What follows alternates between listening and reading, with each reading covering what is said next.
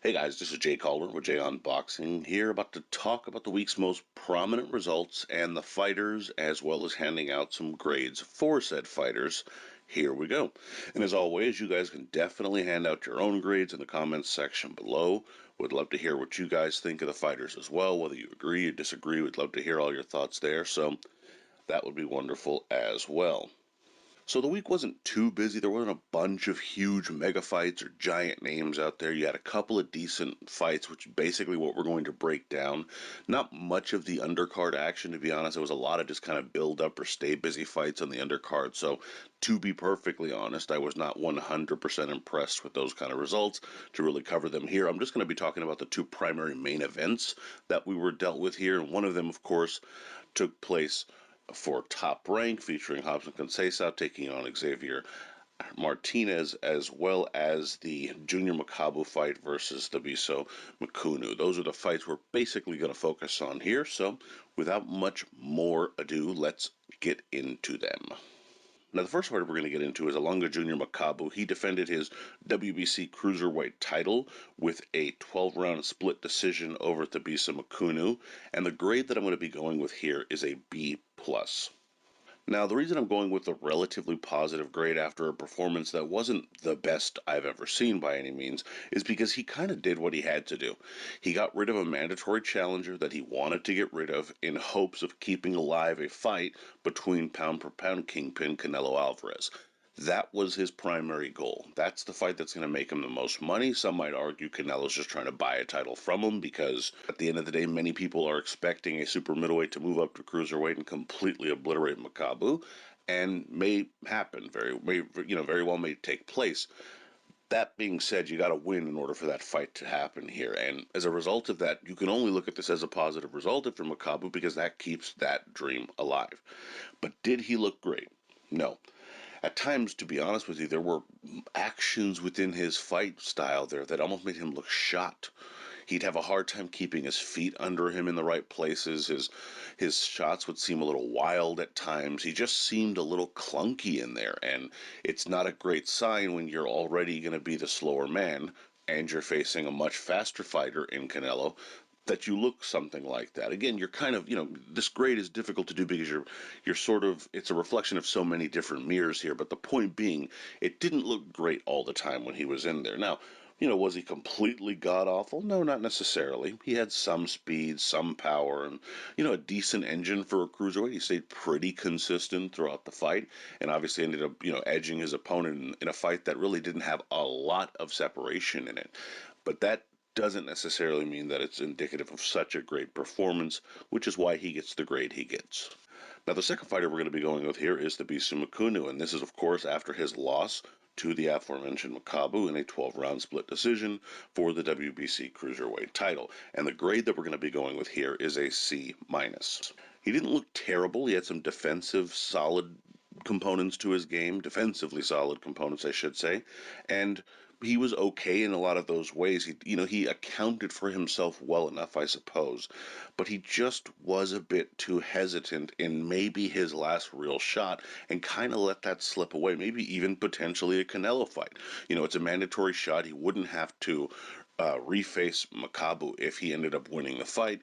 He would have had that potential option there, possibly.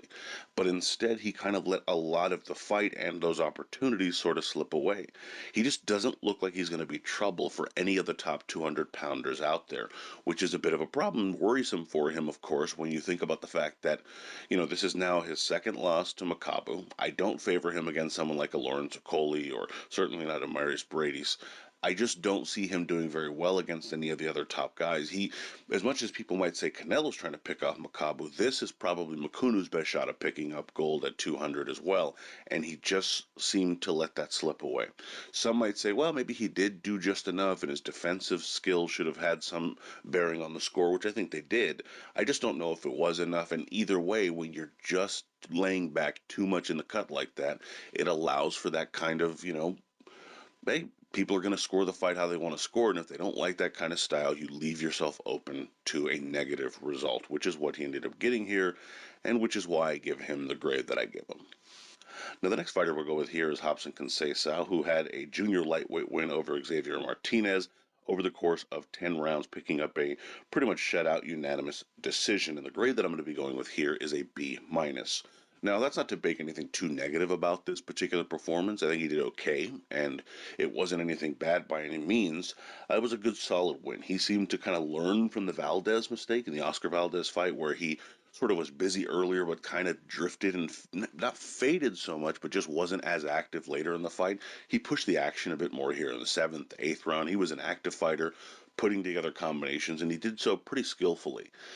That being said, I think a lot of why he looked good but not great was because of Martinez. Martinez really kind of stayed in a shell and looked for a single shot, and Conceicao didn't really have a great answer for trying to open that shell up and really explode with those shots that could get him out of there. Um, you know, I will say outside of the third frame where he kind of got buzzed a little bit in the later portion of that round, he didn't really have much trouble. Maybe lost 2, 3 rounds if you're being generous. But the truth of the matter is, when you looked at the performance, or at least when I did, he kind of came across as like a tweener fighter. That kind of nothing great, but just really good or good to really good in a lot of other categories. But that happens when you see that he doesn't have dazzling hand speed and that he can be hit, but is, still pretty good defensively. He has decent combinations, decent power, but it's not lights out power. He's just a good professional fighter. And that's, again, that's a solid thing. There's nothing wrong with that. But that sort of reflects itself in this particular performance against a guy who was pretty much outmatched in all of those kind of skill departments, and it still is a fight that went the distance, that wasn't a scintillating performance. It was just a solid, stay busy win for Conceicao. Again, nothing wrong with it, but it's difficult to go much higher than a B minus when you look at the sort of fight in its totality in that way. So that's the grade that I go with there. The final fighter we're going to look at here is Xavier Martinez again, who had the loss to Conceicao via 10-round unanimous decision at junior lightweight, and the grade that I'm going with here is a D+. Now, I didn't want to be too harsh with him here, but the fact of the matter is you just didn't see a great deal of his skill in this, what would have been his probably biggest fight. It was a big step up for him, and I'll give you that, and I don't want, again, that's why I'm not giving him like an F or something like that here, where I should have reason to suspect he was going to come out and do something that the odds suggested he was not going to do by a small margin, but still did suggest he wouldn't be able to do. But he really did kind of get blown out in a fight that, some people considered to pick him. Whether or not he was, like I said, a small underdog or not, it was a relatively close fight in terms of the odds, and he really didn't win outside of the third round a great deal in that fight. Conceicao kind of schooled him, kind of, kept him at bay. He was in his shell too much. He didn't make a strong case for him being able to compete at the top of 130 pounds at all. And you don't really see him having great success moving up. It would be a stretch for him to move down, I would imagine. So you're just looking at him thinking, well, where does he go from here based on this kind of result? Especially when he just seemed too passive. He headhunted too much and ultimately was just completely outworked by an older, very good fighter, with all due respect to him. It's not as though Conceição's trash by any means, but it just was not a great look for Martinez to really just not have any answers for what his opponent was doing. I give him credit for finishing the fight, for not, trying to complain about the result, things of this nature. That's great. That's kind of why I do keep him in that D category at least. But for the most part, it just wasn't a particularly great performance, and that's why he gets the mark he gets. In any event, those are my grades, but what are your grades? What do you have to hand out? Agree with me? Disagree? Let me know down in the comments below. Would love to hear all that. Also, be sure to like, comment, share, subscribe, and follow me on Twitter at jcalderon_JOB, and you can also email me at junboxing@gmail.com. Also, be sure to visit junboxing.com for schedule, results, betting odds, rankings, and more. Definitely be sure to check for my upcoming predictions later this week, which I'll have a couple of those. And as always, until next time.